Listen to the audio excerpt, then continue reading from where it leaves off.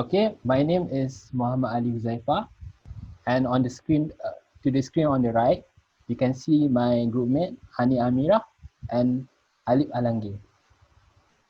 Okay, so our group, we're gonna do an analysis based on the speech Strange Answers to the Psychopath Test by John Ronson.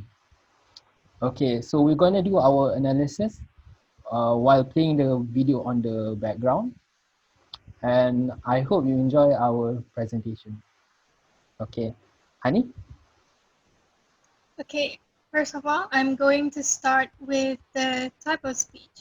So in this particular TED Talk, Ronson was delivering a persuasive speech, but he did the persuasive speech in a form of storytelling.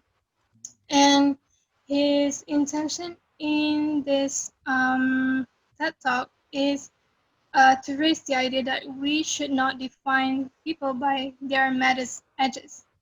A quote from himself.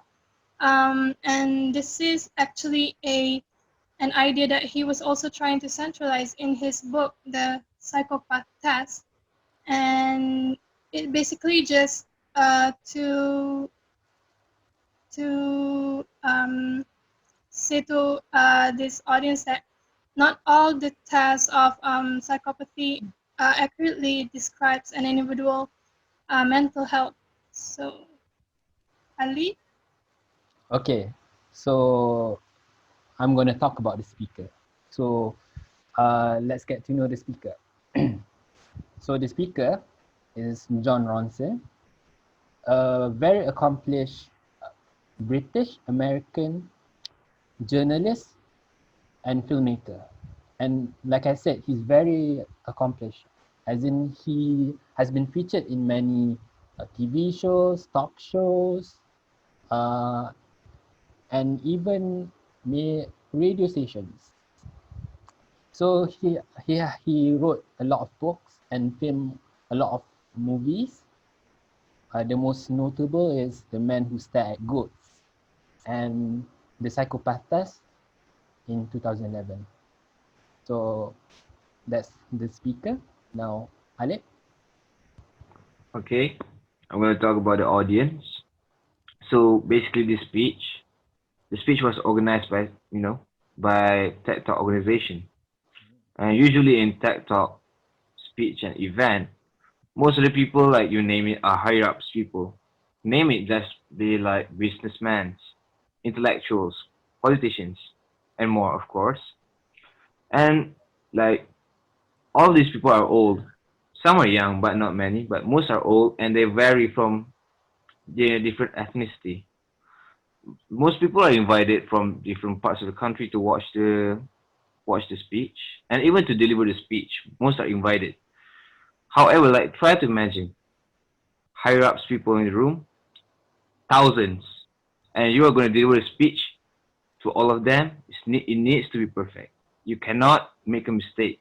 But however, the speaker, he did a good job. He did a great job in delivering his ideas, his stories, without having without even stuttering. If you watch closely and properly, you can see all of his tricks and his skills, perfection.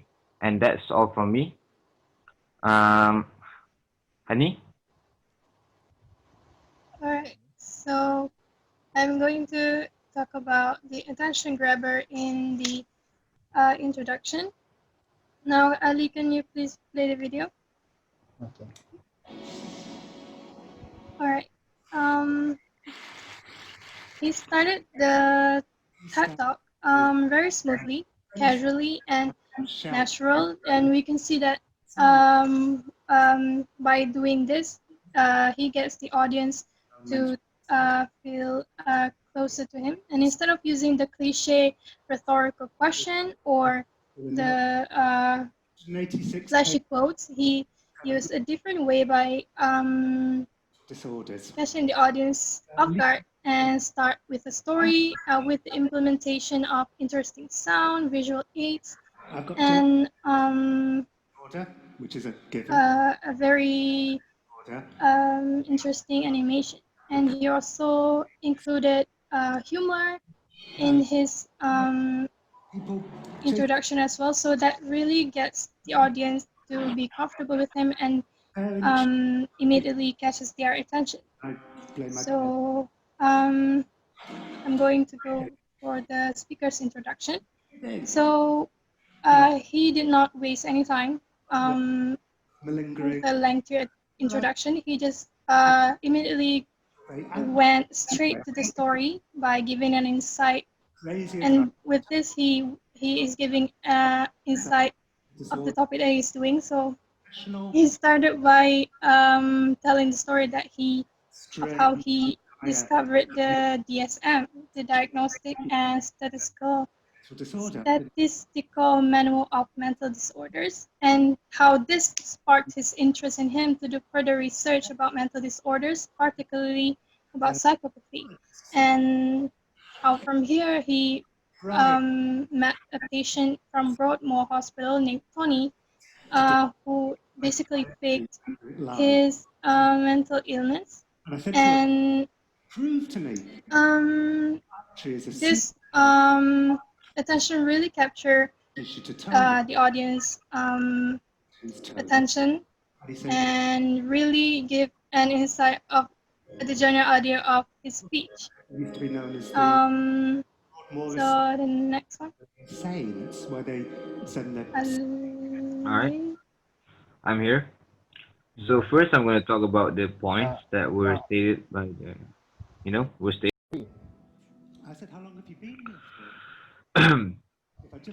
So I'm going to talk about the points right now. Of course, there are main point and supporting points. Supporting points, right? And in this speech, um, the speaker mentioned that the main point as psychologists tend to overdiagnose or label people as mentally ill. That's the main point of the speech. The speaker always keeps on repeating the main point throughout the speech. If you notice that. And right now, I want to focus like on the supporting speeches. I mean, supporting points.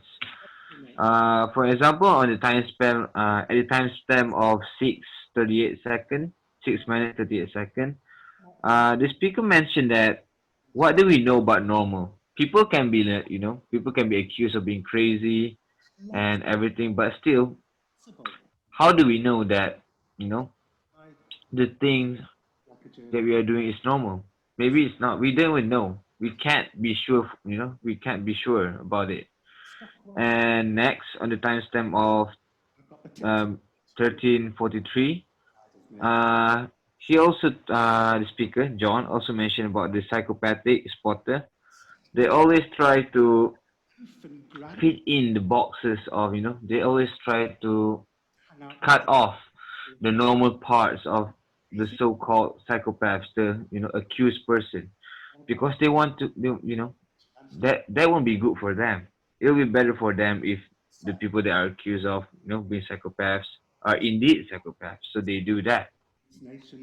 And the final one is at 14:37, it mentions about children bipolar. There are, like psychologists.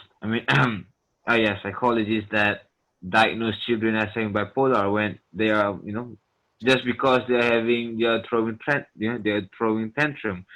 But actually, that is normal for children to do, right? Especially when they're growing and still developing at a young age. That is normal. But they got diagnosed with bipolar at that age. Right now, I'm going to skip to the next point, which is the language. The figurative language. The speaker used some figurative language in the speeches, but I just want, I mean, in the speech, but I just want to focus on one. The first